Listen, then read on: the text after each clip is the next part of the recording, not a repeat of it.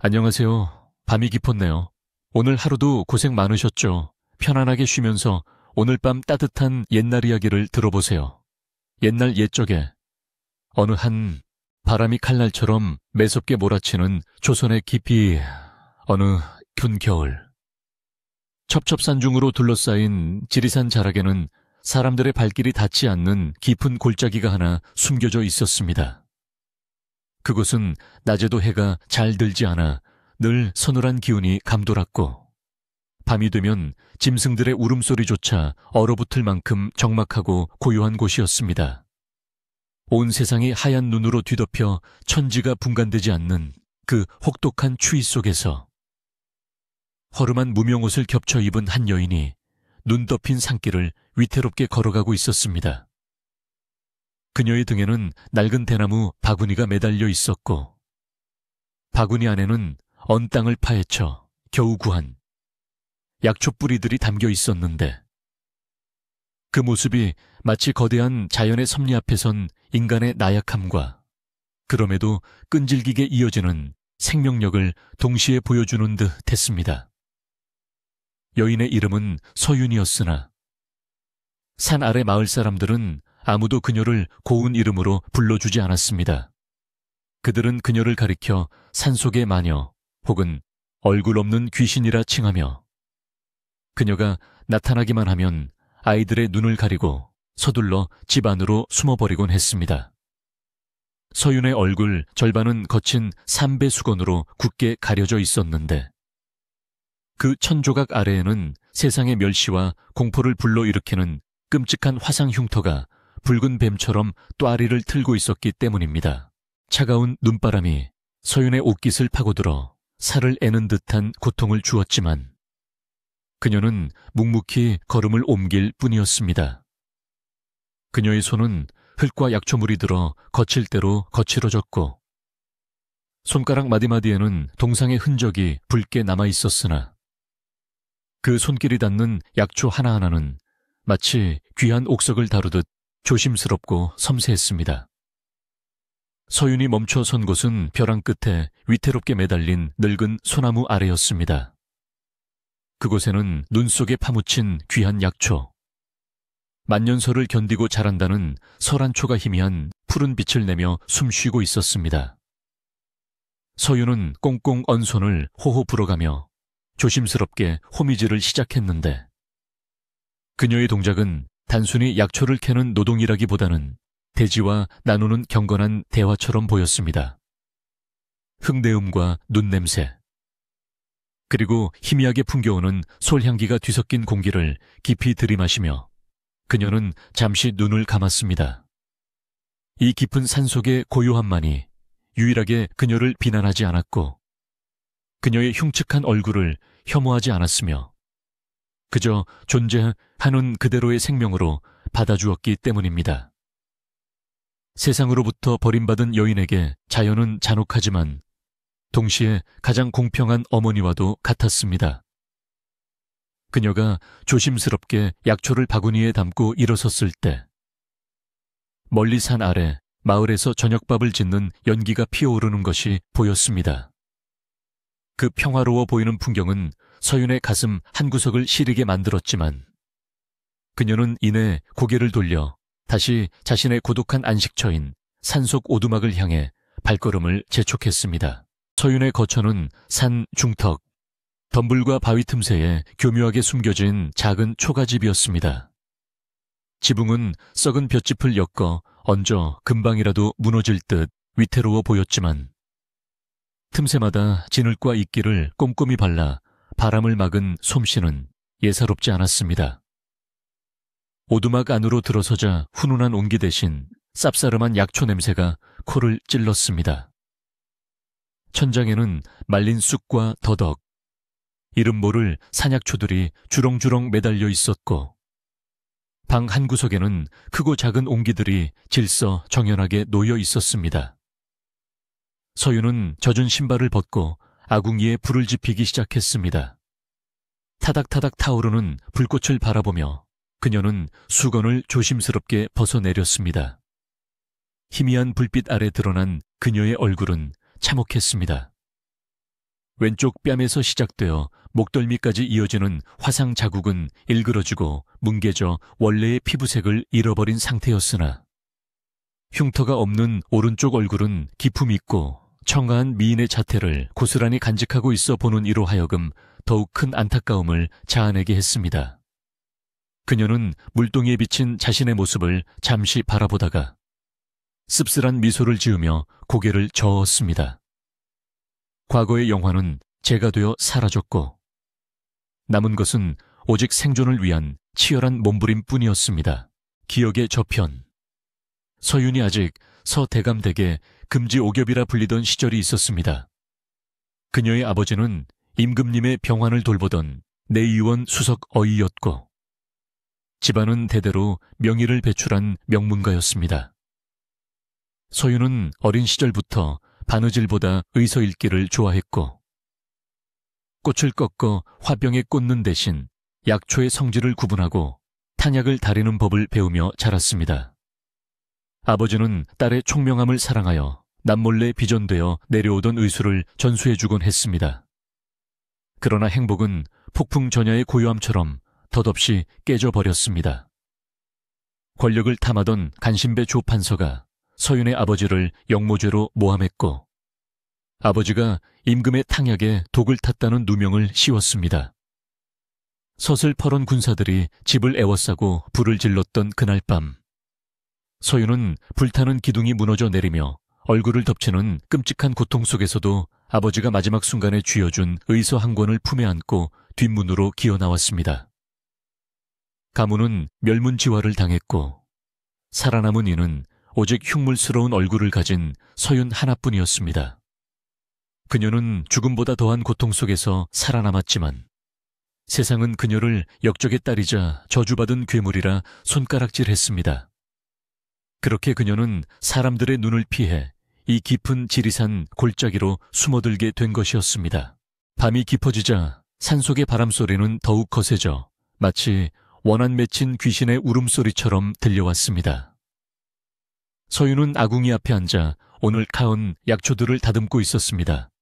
흙을 털어내고 잔뿌리를 정리하는 그녀의 손놀림은 기계적이었지만 그녀의 머릿속은 복잡한 상념으로 가득 차 있었습니다. 그때 밖에서 무언가 부스럭거리는 소리가 들려왔습니다. 바람 소리와는 다른 생명이 내는 미세한 소음이었습니다. 멧돼지나 늑대일지도 모른다는 생각에 서윤은 낯을 꽉 쥐고 조심스럽게 문을 열었습니다. 눈보라가 휘몰아치는 어둠 속에서 그녀가 발견한 것은 덫에 걸려 신음하고 있는 어린 노루 한 마리였습니다. 날카로운 쇠덫이 노루의 뒷다리를 파고들어 붉은 피가 하얀 눈 위에 선명하게 번져 있었습니다. 노루는 고통과 공포에 질린 눈으로 서윤을 올려다보며 가쁜 숨을 몰아쉬고 있었습니다. 서윤은 잠시 주저했습니다. 덫은 마을 사냥꾼들이 놓은 것이 분명했고 함부로 건드렸다가는 또다시 마을 사람들과 마찰을 빚을 수 있었기 때문입니다. 하지만 생명을 살리는 것은 의술을 배운 자의 천명이자 아버지의 유일한 가르침이었습니다. 그녀는 낯을 내려놓고 덫으로 다가갔습니다. 괜찮아, 해치지 않아. 가만히 있어 보렴. 서윤의 목소리는 낮고 부드러웠습니다. 그녀는 노루의 머리를 쓰다듬으며 안정을 시킨 뒤 온 힘을 다해 쇠덫에 용수철을 벌렸습니다. 탁 하는 소리와 함께 덫이 풀리자 노루는 비명을 지르며 몸부림쳤습니다. 상처는 깊었고 뼈가 보일 정도로 살점이 뜯겨 나가 있었습니다. 서윤은 주저없이 자신의 치마 끝자락을 찢어내고 품에서 지혈 효과가 있는 약초 가루를 꺼내 상처 부위에 듬뿍 뿌렸습니다. 차가운 눈밭 위에서 피 냄새와 약초 냄새가 뒤섞였습니다. 노루는 처음에는 반항하는 듯했으나 서윤의 손길이 고통을 덜어준다는 것을 본능적으로 깨달았는지 이내 얌전해졌습니다. 서윤은 능숙한 솜씨로 상처를 동여매고 노루를 안아 안전한 바위 틈으로 옮겨주었습니다. 살아라. 끈질기게 살아남아라. 그녀가 노루에게 건넨 말은 어쩌면 자기 자신에게 하는 다짐과도 같았습니다. 노루가 절뚝거리며 숲속으로 사라지는 뒷모습을 보며 서윤은 묘한 동질감을 느꼈습니다. 상처 입고 쫓기는 존재들끼리 나누는 무언의 위로가 그 차가운 밤 공기 속에 잠시 머물렀습니다. 다시 오두막으로 돌아온 서윤은 젖은 옷을 말리며 생각에 잠겼습니다. 오늘따라 유난히 산의 기운이 심상치 않았습니다. 평소라면 밤새 울어대던 부엉이 소리도 들리지 않고 쥐죽은 듯한 고요함만이 주위를 감싸고 있었습니다. 마치 거대한 폭풍이 몰아치기 전 세상이 숨을 죽이고 있는 것 같은 불길한 예감이었습니다.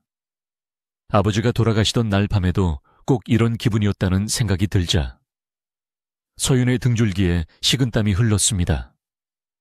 그녀는 창호지 문틈으로 새어 들어오는 황소바람을 막기 위해 문풍지를 다시 한번 꾹꾹 눌러 붙였습니다. 호롱불 심지가 타들어가며 딱딱 소리를 냈고 그림자는 벽 위에서 춤을 추듯 일렁겼습니다. 서윤은 벽에 걸려있는 아버지의 낡은 침통을 바라보았습니다. 멸문지화의 화염 속에서 유일하게 건져낸 그 침통은 그녀가 살아가는 이유이자 언젠가 가문의 명예를 되찾겠다는 신락 같은 희망의 상징이었습니다. 하지만 현실은 냉혹했습니다. 하루하루 끼니를 걱정하고 사람들의 눈을 피해 숨어 살아야 하는 처지에 명예회복은 닿을 수 없는 꿈처럼 느껴졌습니다. 그때였습니다. 멀리서 산새들이 떼를 지어 날아오르는 소리가 들렸습니다. 밤에. 그것도 이런 눈보라 속에 새들이 날아오르는 것은 지극히 이례적인 일이었습니다. 서윤의 감각이 곤두섰습니다. 그것은 단순한 자연의 변화가 아니었습니다. 누군가, 혹은 무언가가 이 깊은 산속의 정적을 깨뜨리며 다가오고 있는 것이 분명했습니다. 말발굽 소리 같기도 하고 쇠부티가 부딪히는 소리 같기도 한 희미한 소음이 바람을 타고 전해져 왔습니다. 서윤은 본능적으로 위험을 감지했습니다. 이 척박한 산 중에 올 사람은 사냥꾼 아니면 관군뿐이었습니다. 만약 관군이라면 혹시라도 자신의 정체가 탄로난 것일까 심장이 격렬하게 요동치기 시작했습니다. 그녀는 서둘러 아궁이에 불을 끄고 낡은 장롱 뒤에 숨겨둔 비상용 짐 보따리를 확인했습니다. 언제든 도망칠 준비가 되어 있어야만 했습니다. 그것이 도망자 서윤이 지난 5년간 터득한 생존 방식이었습니다. 그러나 그녀는 알지 못했습니다.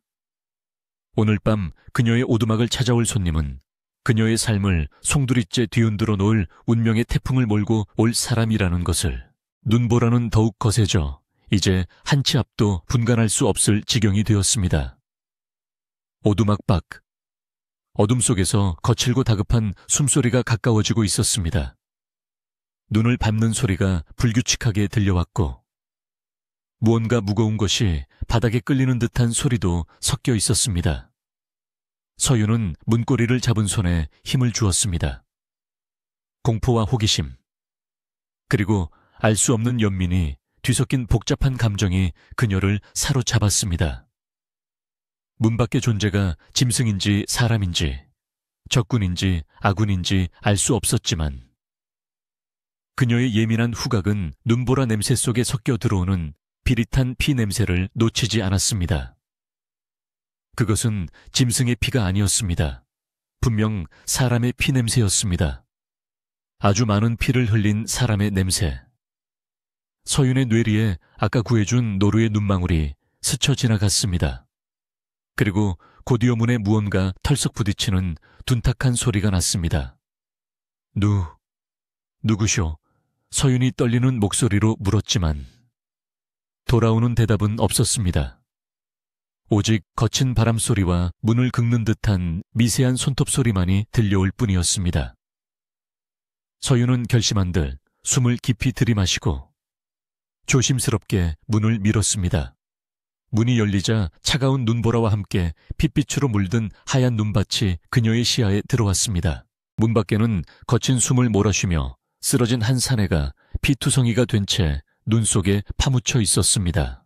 서윤은 순간적으로 뒷걸음질 치고 싶은 충동을 느꼈으나 사내의 창백한 입술 사이로 새어나오는 가냘픈 신음소리가 그녀의 발목을 붙잡았습니다. 사내는 평범한 나무꾼의 옷차림을 하고 있었지만 찢어진 소매 사이로 얼핏 보이는 속적삼은 서민들이 감히 입을 수 없는 최고급 비단으로 지어진 것이었습니다. 게다가 그의 허리춤에는 낡은 도끼 대신 칼집의 화려한 문양이 새겨진 검이 숨겨져 있어 예사로운 신분이 아님을 짐작케 했습니다. 서윤은 사태가 심상치 않음을 직감했습니다. 산 아래에서 들려오던 그 불길한 소음이 바로 이 사내를 쫓는 무리들의 것임을 깨달은 것입니다. 그녀는 재빨리 사내의 겨드랑이 사이로 팔을 집어넣어 그를 일으켜 세우려 했지만 장정의 무게는 가녀린 여인의 힘으로 감당하기에 벅찼습니다. 젖 먹던 힘까지 짜내어 끙끙거리며 사내를 겨우 방 안으로 끌어들이는데 성공하자마자 그녀는 서둘러 마당에 남겨진 핏자국 위로 하얀 눈을 덮어 흔적을 지우기 시작했습니다. 손끝이 동상에 걸린 듯 얼얼했지만 지금 멈추면 죽음뿐이라는 공포가 그녀를 움직이게 했습니다. 방 안으로 들어온 서윤은 떨리는 손으로 사내의 상태를 살폈습니다. 그의 등에는 날카로운 검에 베인 깊은 상처가 입을 벌리고 있었고 검붉은 피가 멈추지 않고 흘러나와 바닥의 멍석을 적시고 있었습니다. 더 심각한 것은 그의 눈이었습니다. 사내는 의식이 혼미한 와중에도 눈을 제대로 뜨지 못하고 괴로워하고 있었는데 눈동자 주변이 검게 변해 있는 것으로 보아 독이 든 무기에 당한 것이 분명했습니다. 서윤은 부엌으로 달려가 쑥을 태운 물과 지혈에 좋은 엉겅퀴 찌은 것을 가져왔습니다. 그녀가 사내의 상처를 닦아내려는 순간 밖에서 말들이 울부짖는 소리와 함께 횃불의 일렁임이 창호지 문 위로 어른거렸습니다. 이 근처다 핏자국이 끊긴 곳을 찾아라. 쥐새끼 한 마리도 놓쳐서는 안 된다. 거칠고 살기 등등한 목소리가 적막한 상월짜기를 쩌렁쩌렁 울렸습니다. 서윤의 심장은 걷잡을 수 없이 뛰기 시작했습니다. 추격자들이 기어이 이 외딴 오두막까지 찾아온 것입니다. 그녀는 급히 사내를 이불더미 속에 숨기고 아궁이 앞에 재를 흩트려 방금 전까지 아무 일도 없었던 것처럼 위장하려 애썼습니다. 그러나 운명은 그리 호락호락하지 않았습니다. 이 오두막을 뒤져라 라는 외침과 동시에 낡은 나무 문이 쾅 하고 박살나듯 열렸습니다. 검은 복면을 쓴 자객 하나가 시퍼런 칼날을 번뜩이며 방 안으로 들이닥쳤습니다. 차가운 눈바람이 방 안의 온기를 순식간에 앗아갔고 자객의 눈은 짐승처럼 번들거렸습니다. 그는 방구석에 웅크리고 있는 흉측한 얼굴의 서윤을 보고 잠시 멈칫했으나 이내 이불 밖으로 삐져나온 사내의 발을 발견하고는 비릿한 미소를 지었습니다. 여기 숨어 있었군. 자객은 망설임 없이 사내를 향해 칼을 높이 치켜들었습니다. 그 순간 서윤의 머릿속은 하얗게 비워졌습니다. 평생을 숨어 살며 사람들의 눈을 피해왔던 그녀였지만 눈앞에서 꺼져가는 생명을 외면할 수는 없었습니다. 그것은 의원이었던 아버지의 피가 시키는 일이자 인간으로서의 마지막 존엄을 지키는 본능이었습니다. 서윤은 자신도 모르게 몸을 날려 사내의 위를 덮쳤습니다.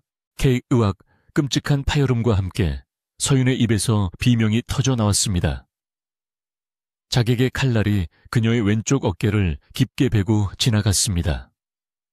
살이 찢어지는 뜨거운 고통이 전신을 강타했고 붉은 선혈이 솟구쳐 사내의 얼굴 위로 후두둑 떨어졌습니다. 자객은 뜻밖의 방해에 당황하며 다시 칼을 고쳐 쥐려 했습니다. 서윤은 고통 속에서도 정신을 잃지 않으려 입술을 깨물었습니다. 지금이 아니면 기회는 없었습니다. 그녀는 덜덜 떨리는 오른손으로 아궁이 옆 항아리를 더듬었습니다. 그곳에는 산짐승을 쫓기 위해 모아둔 매운 고춧가루와 잿물이 섞인 가루가 들어 있었습니다. 자객이 비켜라, 이 추한 거사 라고 소리치며 다시 검을 내리꽂으려는 찰나 서윤은 있는 힘을 다해 항아리의 내용물을 자객의 얼굴을 향해 흩뿌렸습니다. 매캐한 붉은 가루가 자욱하게 피어오르며 자객의 눈과 코를 덮쳤습니다. 아, 내 눈. 자객은 비명을 지르며 두 손으로 얼굴을 감싸주고 바닥을 뒹굴었습니다. 그 짧은 틈을 타 서윤은 신음하는 사내를 끌고 방 한쪽 구석에 있는 쌀독을 옆으로 밀어냈습니다. 그 아래에는 약초를 저장하기 위해 파놓은 좁고 깊은 지하 창고가 숨겨져 있었습니다. 어서 들어가야 해요. 서윤은 고통으로 흐려지는 의식을 붙잡으며 사내를 어두운 구멍 속으로 밀어 넣었습니다. 사내의 몸이 바닥으로 떨어지는 소리를 듣자마자 그녀 역시 굴러떨어지듯 그 안으로 몸을 숨겼습니다. 그리고 머리 위에 나무 덮개를 닫고 쌀독을 다시 원위치로 끌어당기기 위해 안간힘을 썼습니다. 어깨의 상처에서 흐르는 피가 팔을 타고 내려와 끈적거렸지만 그녀는 이를 악물고 덮개를 닫았습니다. 칠흑 같은 어둠이 두 사람을 감싸자마자 위층에서는 자객의 고함 소리와 동료를 부르는 소리, 그리고 오두막을 부수는 소리가 요란하게 들려왔습니다. 서윤은 숨소리조차 새어나가지 않도록 자신의 입을 틀어막은 채 사내의 몸을 꼭 끌어안고 바들바들 떨었습니다. 머리 위에서 쿵쿵거리는 발소리가 들릴 때마다 심장이 터질 것만 같았습니다. 좁디좁은 지하 창고 안은 습하고 차가운 흙냄새와 저장해둔 약초의 향기로 가득 차 있었습니다. 시간이 얼마나 흘렀을까? 위층의 소란이 잦아들고 다시금 무거운 침묵이 찾아왔습니다. 자객들이 사라진 것인지 아니면 잠복하고 있는 것인지 알 수 없었기에 서윤은 꼼짝도 할 수 없었습니다. 그때 품에 안겨있던 사내가 미약하게 몸을 뒤척였습니다. 사내. 이사는 독기운으로 인해 시야가 온통 뿌옇게 흐려져 아무것도 볼 수 없었습니다. 그가 느낄 수 있는 것이라곤 좁은 공간을 채우는 쌉싸름한 약초 냄새와 자신의 얼굴에 닿는 뜨겁고 끈적한 액체, 그리고 자신을 감싸고 있는 가냘픈 몸의 떨림뿐이었습니다. 이사는 본능적으로 손을 뻗어 자신을 안고 있는 사람의 얼굴을 더듬었습니다. 거친 흉터의 감촉이 손끝에 닿았지만 그는 놀라지 않았습니다. 오히려 그 거친 피부 아래에서 느껴지는 필사적인 생명의 온기가 그에게 묘한 안도감을 주었습니다. 누구냐? 이산이 갈라지는 목소리로 겨우 물었습니다. 서윤은 어깨의 통증 때문에 말을 잇기 힘들었지만 사내를 안심시키기 위해 귓가에 작게 속삭였습니다. 소리를 내지 마십시오. 아직 놈들이 근처에 있을지도 모릅니다. 그녀의 목소리는 고통에 젖어 있었지만 그 안에는 단호한 의지가 담겨 있었습니다. 이사는 흐릿한 정신 속에서도 알 수 있었습니다. 이 여인이 자신의 목숨을 구하기 위해 대신 칼을 맞았다는 것을. 자신의 얼굴에 묻은 이 끈적한 액체가 바로 그녀의 피라는 것을. 그는 앞을 볼 수 없는 공포 속에서도 낯선 여인에게서 풍겨오는 은은한 쑥 냄새에 의지하며 가쁜 숨을 골랐습니다. 캄캄한 어둠 속 두 사람은 서로의 청과 심장 박동에 의지한 채 생과 사의 경계에서 위태로운 밤을 지새우기 시작했습니다. 흙벽 너머로는 여전히 눈보라가 몰아치고 있었지만 이 좁은 구덩이 안에서만큼은 두 사람의 운명이 하나의 끈으로 단단히 묶이고 있었습니다. 지하 창고의 어둠은 깊고 무거웠습니다. 시간의 흐름조차 멈춘 듯한 그 좁고 습한 공간에서 두 사람을 지탱하는 것은 오직 서로의 거친 숨소리와 희미한 온기뿐이었습니다. 서윤은 자신의 어깨가 불에 타는 듯한 통증을 느꼈지만 이를 악물고 신음소리를 삼켰습니다. 지금 이 순간 그녀가 무너지면 품에 안긴 이 사내 역시 목숨을 부지할 수 없다는 사실이 그녀의 정신을 벼리고 있었습니다. 그녀는 어둠 속에서 더듬더듬 약초 주머니를 뒤져 해독 작용이 뛰어난 자초지차어와 통증을 줄여주는 양귀비 가루를 찾아냈습니다. 칠흑 같은 어둠 속이었지만 평생을 약초와 함께 살아온 그녀의 손끝은 눈보다 더 정확했습니다. 그녀는 자신의 옷자락을 찢어 사내의 입에 물리고는 가지고 있던 침통을 열어 사내에 독이 퍼진 혈자리에 침을 놓기 시작했습니다. 보이지 않아도 알 수 있었습니다. 독은 이미 사내의 간과 폐를 침범하여 호흡을 거칠게 만들고 시력을 앗아가고 있었습니다. 서윤의 손가락이 사내의 맥을 짚을 때마다 그녀의 입에는 식은땀이 비오듯 흘러내렸습니다. 그것은 죽음의 신과 버리는 소리 없는 줄다리기였습니다. 며칠이 지났는지 알 수 없는 시간이 흘렀습니다. 바깥에서는 이따금씩 수색대들의 고함 소리와 말발굽 소리가 천둥처럼 들려왔다 멀어지기를 반복했습니다. 그동안 서윤은 잠 한숨 자지 않고 사내를 간호했습니다. 자신의 상처가 골마들어가 열이 펄펄 끓어오르는 와중에도 그녀는 사내의 입에 씹어서 즙을 낸 약초물을 흘려놓고 차가운 흙바닥의 냉기가 그에게 스며들지 않도록 자신의 천으로 끊임없이 그를 덮였습니다. 사내. 이사는 꿈과 현실의 경계를 넘나드는 혼몽 속에서 누군가가 자신을 위해 필사적으로 싸우고 있음을 느꼈습니다. 어릴 적 열병을 앓을 때 어머니가 밤새워 머리를 짚어주던 그 따스하고 아련한 손길과 닮아 있었습니다. 하지만 그 손은 어머니의 고운 손과는 달랐습니다. 굳은 살이 박이고 거칠었지만 그 안에는 바위처럼 단단한 의지와 깊은 슬픔이 배어 있었습니다. 살아야 합니다. 당신은 반드시 살아서 돌아가야 합니다. 귓가에 맴도는 여인의 목소리는 마치 주문처럼 이산의 무의식을 붙잡아 삶의 쪽으로 이끌었습니다. 마침내 폭풍우가 지나간 듯 사내의 거친 숨소리가 잦아들고 평온한 호흡이 돌아왔습니다. 이산이 무거운 눈꺼풀을 들어 올렸을 때 가장 먼저 들어온 것은 천장 틈새로 새어 들어오는 한 줄기 희미한 햇살이었습니다. 독기운에 가려져 칠흑 같았던 세상이 서서히 윤곽을 드러내기 시작했습니다. 그리고 그 빗줄기 아래 지쳐 쓰러져 잠든 여인의 모습이 보였습니다. 이사는 흐릿한 시야를 비비며 몸을 일으키려 했지만 아직 몸이 말을 듣지 않았습니다. 그는 조용히 고개를 돌려 자신을 구해준 은인을 바라보았습니다. 여인은 벽에 기대어 앉은 채 쪽잠을 자고 있었는데 고개를 떨구고 있어 얼굴이 잘 보이지 않았습니다.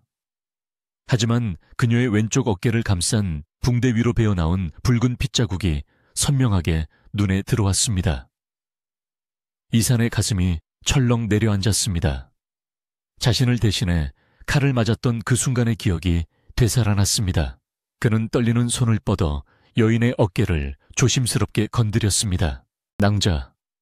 이산의 낮은 부름에 서윤이 화들짝 놀라며 눈을 떴습니다.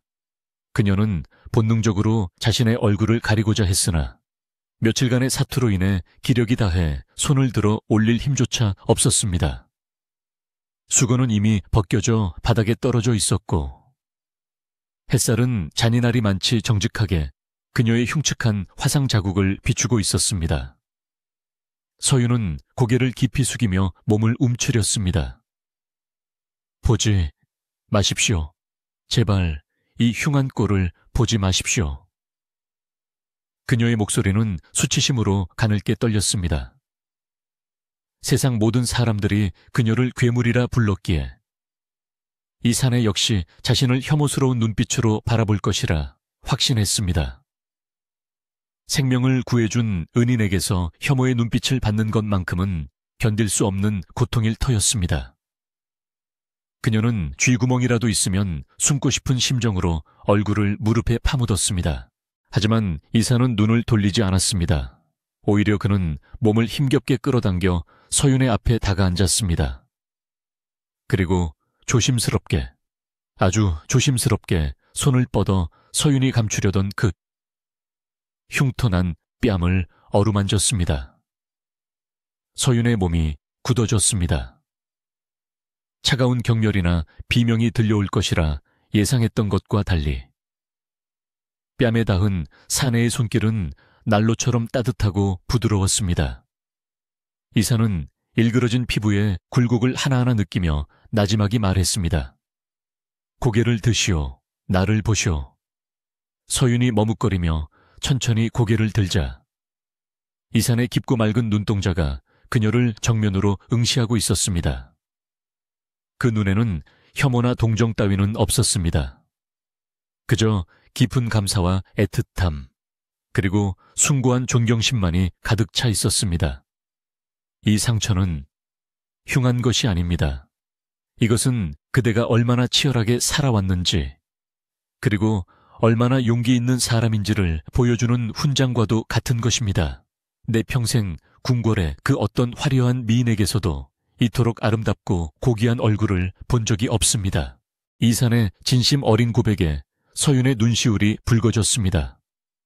5년 전 그날 이후 처음으로 사람다운 대접을 받는 순간이었습니다. 굳게 닫혀있던 마음의 빗장이 소리 없이 풀리며 뜨거운 눈물이 흉터난 뺨을 타고 흘러내렸습니다. 그녀는 울음을 터뜨리지 않으려 입술을 깨물었지만 어깨의 들썩임은 멈추지 않았습니다. 이사는 그런 그녀를 말없이 지켜보다가 문득 바닥에 놓인 서윤의 침통과 약초들을 보며 눈을 크게 떴습니다. 독을 다스리기 위해 썼던 백화사설초와 특이한 모양의 금침, 큐젠. 그것은 궁중내의원에서도 수석 어이만이 다룰 수 있었던 비기 미치였습니다. 이산의 기억 속에 흐릿하게 남아있던 옛 스승의 모습이 겹쳐졌습니다. 혹시 그대의 붙인 함자가 서자, 준자를 쓰시지 않으시오. 이산의 물음에 서윤은 놀란 눈으로 그를 바라보았습니다. 어찌 그 이름을 아십니까? 이산의 표정이 비통함으로 일그러졌습니다. 그는 이제야 알 수 있었습니다. 눈앞에 이 여인이 바로 영모의 누명을 쓰고 억울하게 죽어간 자신의 스승, 서준 대감의 유일한 혈육이라는 것을. 당시 세자였던 자신은 힘이 없어 스승을 지키지 못했고 그 죄책감을 평생 안고 살아왔습니다. 그런데 그 스승의 딸이 이번에는 자신의 목숨을 구하기 위해 또다시 희생을 감내한 것입니다. 운명에 장난치고는 너무나 가혹하고도 기이한 인연이었습니다. 이사는 주먹을 꽉 쥐었습니다. 미안하오. 정말 미안하오. 내 너무 늦게 알아보았소. 이사는 왕이라는 신분을 밝히는 대신 깊은 사죄의 말로 마음을 전했습니다. 서윤은 영문을 몰랐지만 사내의 슬픔이 자신의 아픔과 맞닿아 있음을 느꼈습니다. 두 사람 사이에는 말로 설명할 수 없는 끈끈한 연대감이 형성되었습니다. 그것은 단순한 남녀의 정을 넘어선 생명을 나눈 동지이자 운명 공동체로서의 결속이었습니다. 그러나 그 짧은 평화도 잠시였습니다. 이 잡듯 뒤져라. 분명 이 근처에 숨어 있을 것이다. 나오지 않으면 산 전체를 불태워버리겠다.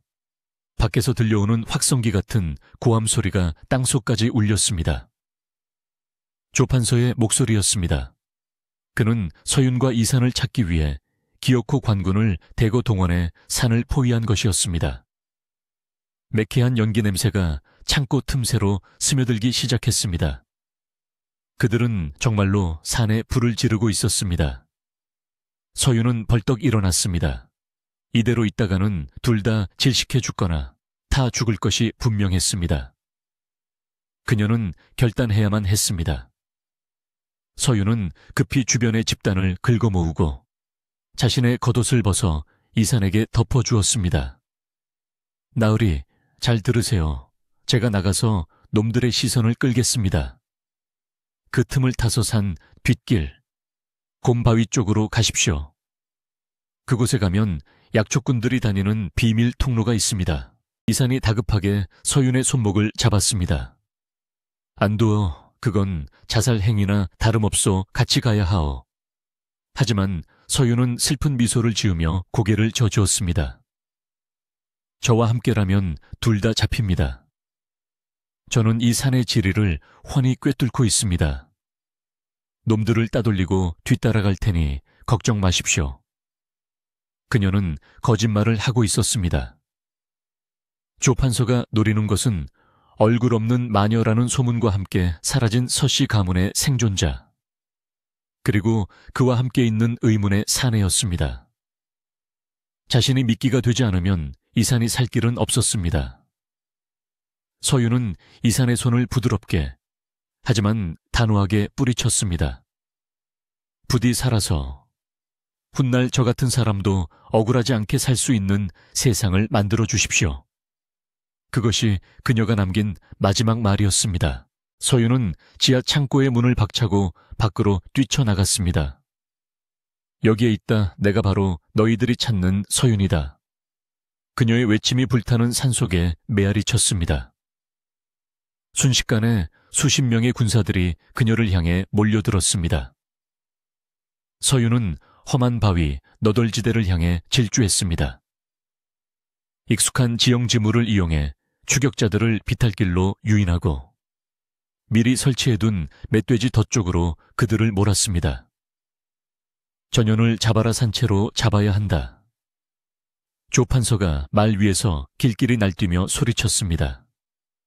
서윤은 눈 덮인 비탈을 구르고 가시덤불에 긁히면서도 멈추지 않았습니다. 그녀의 시선은 오직 이산이 도망칠 반대 방향의 시간을 벌어주는 것에만 고정되어 있었습니다. 하지만 중과부적이었습니다. 다친 어깨의 통증이 극에 달해 발을 헛디딘 순간 수십 개의 창끝이 그녀의 목을 겨눴습니다. 서윤은 거친 숨을 몰아쉬며 눈밭에 무릎을 꿇렸습니다. 그녀의 앞에는 비단옷을 입은 조 판서가 비열한 웃음을 흘리며 말을 타고 내려다보고 있었습니다. 내년이 끈질기게 살아있었구나. 대감의 여식이라. 그 흉측한 얼굴꼴을 보니 내 아비가 저승에서 통곡하겠구나. 조 판서의 조롱에도 서윤은 고개를 숙이지 않았습니다. 그녀의 눈빛은 그 어느 때보다 형형하게 빛나고 있었습니다. 그녀는 알고 있었습니다. 자신이 잡힌 이 시간 동안 그 사내는 분명 안전한 곳으로 피신했을 것이라는 것을, 자신의 희생이 헛되지 않았다는 확신이 그녀를 두려움에서 해방시켰습니다. 조 판서는 서윤의 당당한 태도에 기분이 상한 듯 채찍을 들어 올렸습니다. 인연을 묶어서 관하로 끌고 가라. 내일 날이 밝는 대로 역적의 딸을 처형하여 본보기로 삼을 것이다. 차가운 밧줄이 서윤의 손목을 파고들었습니다. 끌려가는 서윤의 뒤로. 활활 타오르는 오두막과 함께 그녀의 지난 5년간의 고독했던 삶도 재가 되어 흩어지고 있었습니다. 하지만 그녀의 가슴 속에는 전에 없던 뜨거운 불꽃이 타오르고 있었습니다. 그것은 누군가를 지켜냈다는 자부심.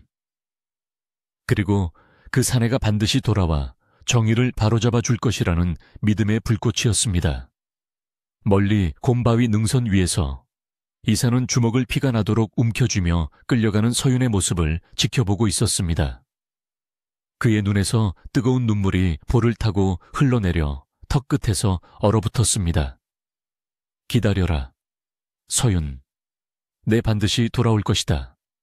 이 나라의 왕으로서, 그리고 너의 사내로서 반드시 너를 구하러 올 것이다. 눈보라가 휘몰아치는 지리산 자락. 두 사람의 운명은 이제 거대한 역사의 소용돌이 속으로 빠져들고 있었습니다. 차갑고 시린 여명과 함께 서윤의 처형날이 밝았습니다. 형장은 마을 어귀에 넓은 공터에 마련되었는데 밤새 내린 눈이 바닥을 하얗게 덮고 있어 그 풍경이 더욱 처연하고 비현실적으로 느껴졌습니다. 수많은 구경꾼들이 모여들었지만 누구 하나 섣불리 입을 열지 못하고 숨을 죽인 채 형틀에 묶인 서윤을 바라볼 뿐이었습니다. 죄인이라는 붉은 팻말이 그녀의 목에 걸려 있었고 헝클어진 머리카락 사이로 드러난 흉측한 화상 자국은 사람들에게 공포보다는 기이한 연민을 자아냈습니다. 서윤은 담담히 눈을 감고 있었습니다. 죽음이 코앞에 닥쳤음에도 불구하고 그녀의 마음은 호수처럼 고요했습니다. 단지 마지막으로 그 사내의 생사라도 확인할 수 있었으면 하는 작은 미련만이 가슴 한구석에 응어리져 남아있을 뿐이었습니다. 칼춤을 추는 망나니가 입에 물었던 물을 뿜어내자 허공에 흩어진 물방울들이 햇살을 받아 반짝이며 떨어져 내렸습니다. 그것은 마치 서윤의 짧고 기구했던 삶이 흩어지는 모습과도 같았습니다.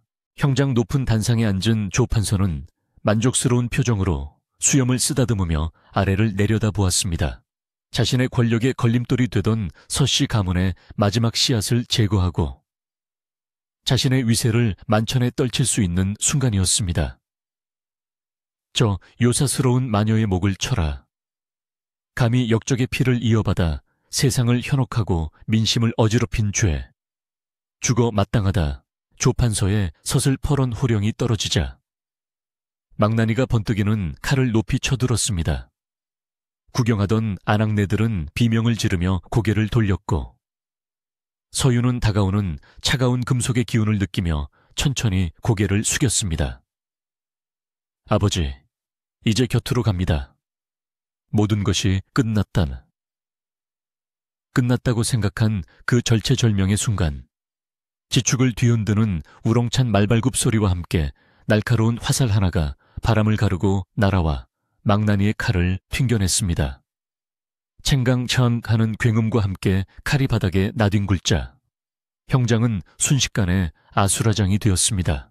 매옴 주시오 어명이오. 우렁찬 외침과 함께 사방에서 황금색 갑옷을 입은 금군 임금의 호위무사들이 물밀듯이 쏟아져 들어와 형장을 에워쌌습니다. 그리고 그들의 호위를 받으며 한 사내가 당당하게 말을 타고 형장 안으로 들어섰습니다. 그는 더 이상 남루한 옷을 입은 쫓기는 나무꾼이 아니었습니다. 머리에는 익성관을 쓰고 몸에는 붉은 용이 수놓인 골룡포를 입은 이 나라의 지존이자 만백성의 어버이인 국왕 이산이었습니다. 그의 눈빛은 서리발처럼 차가웠고 온몸에서는 범접할 수 없는 위험이 뿜어져 나오고 있었습니다. 단상 위에 있던 조판서의 얼굴이 흑빛으로 변했습니다. 죽은 줄로만 알았던 왕이 그것도 자신의 눈앞에 살아서 나타난 것입니다. 조판서는 다리가 풀려 그 자리에 주저앉고 말았습니다. 전하. 그의 입술이 파랗게 질려 바들바들 떨렸습니다. 이사는 말에서 내려 성큼성큼 조판서 앞으로 걸어갔습니다. 그의 걸음마다 분노와 위험이 서려 있어 주변의 공기조차 무거워지는 듯 했습니다.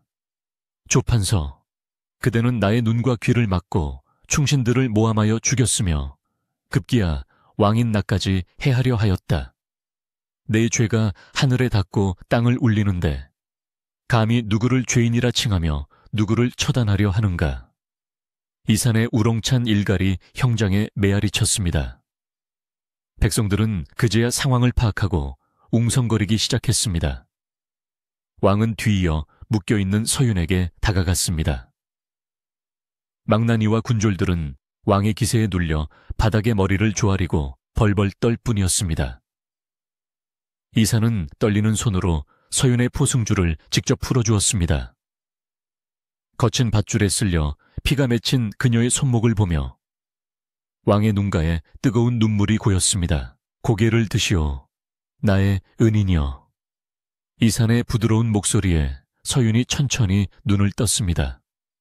눈앞에 있는 사내의 모습은 낯설었지만 그 따뜻한 눈빛만은 오두막지하 창고에서 자신을 바라보던 그 눈빛 그대로였습니다. 나으리, 아니, 전하. 서윤은 말을 잇지 못하고 오열했습니다. 이사는 서윤의 손을 잡고 번쩍 들어 올리며 군중들을 향해 외쳤습니다. 백성들은 들으라. 이 여인은 마녀가 아니다. 역적의 딸도 아니다. 간신배들의 모함에 억울하게 희생된 충신 서준의 여식이자 위기에 처한 과인의 목숨을 구하고 이 나라의 사직을 지켜낸 진정한 의인이다. 왕의 선포의 형장은 순식간에 환호성으로 뒤덮였습니다. 백성들은 만세 만세를 외치며 눈물을 흘렸고 그동안 서윤을 마녀라 손가락질했던 사람들은 부끄러움에 고개를 들지 못했습니다.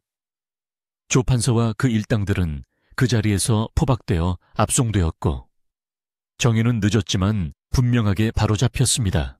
계절이 몇 번이나 바뀌고 산과 들에 다시 따스한 봄이 찾아왔습니다. 눈보라가 몰아치던 지리산 골짜기에도 진달래와 철쭉이 흐드러지게 피어났습니다. 서윤은 궁궐로 들어가 왕의 곁에서 부귀영화를 누릴 수도 있었으나 끝내 그 제안을 정중히 거절했습니다. 대신 그녀는 아버지의 뜻을 이어받아 궁궐 밖 가난하고 병든 백성들을 돌보는 해민서의 의녀가 되기를 자청했습니다. 그녀의 흉측한 흉터는 여전히 얼굴에 남아 있었지만 이제 아무도 그것을 흉하다고 말하지 않았습니다. 사람들은 그 흉터를 용을 지켜낸 영광의 상처라 부르며 그녀를 존경과 사랑으로 대했습니다. 그녀의 손길이 닿는 곳마다 병마가 물러가고 웃음꽃이 피어났기에 사람들은 그녀를 약손보살이라 부르며 칭송했습니다. 어느 화창한 봄날 서윤이 기거하는 해민서의 작은 정자로 귀한 손님이 찾아왔습니다. 평복 차림을 한 이산이었습니다. 그는 정무에 시달리는 와중에도 틈틈이 서윤을 찾아와 차를 마시며 세상 사는 이야기를 나누곤 했습니다. 두 사람 사이에는 남녀간의 애틋한 연정 그 이상의 생사를 함께 넘은 전우애와 서로를 향한 깊은 신뢰가 흐르고 있었습니다. 이산이 따뜻한 찻잔을 건네며 말했습니다. 그대의 얼굴에 핀 붉은 꽃이 오늘따라 더욱 아름답소. 서윤은 수줍게 웃으며 자신의 뺨을 어루만졌습니다. 과거에는 감추고만 싶었던 상처였지만 이제는 자신을 지탱해준 단단한 뿌리이자 삶의 일부로 받아들이게 된 것이었습니다. 정자 아래 바위 틈에서는 척박한 환경을 뚫고 피어난 노란 민들레가 봄바람에 하늘거리고 있었습니다. 이야기는 여기서 끝이 납니다. 훗날 사람들은 지리산 깊은 골짜기, 서윤이 살던 오두막 자리에 가면 유난히 붉고 향기로운 꽃들이 피어난다고 전했습니다. 그 꽃들은 눈보라가 치는 겨울에도 시들지 않고 피어나 길 잃은 나그네들에게 희망의 등불이 되어주었다고 합니다. 겉모습의 추함이 내면의 아름다움을 가릴 수 없으며 진정한 용기와 사랑은 바위 위에서도 꽃을 피운다는 사실을 서윤과 이산의 이야기는 우리에게 조용히 일깨워주고 있습니다. 밤이 깊었습니다. 창밖에는 여전히 눈이 내리고 있군요. 부디 오늘 밤 여러분의 꿈속에도 따뜻한 봄날의 꽃향기가 깃들기를 바랍니다. 안녕히 주무세요. 작가의 덧붙이는 말. 진정한 아름다움은 눈에 보이는 것이 아니라 시련 속에서 피어나는 영혼의 향기임을 잊지 마시길 바랍니다.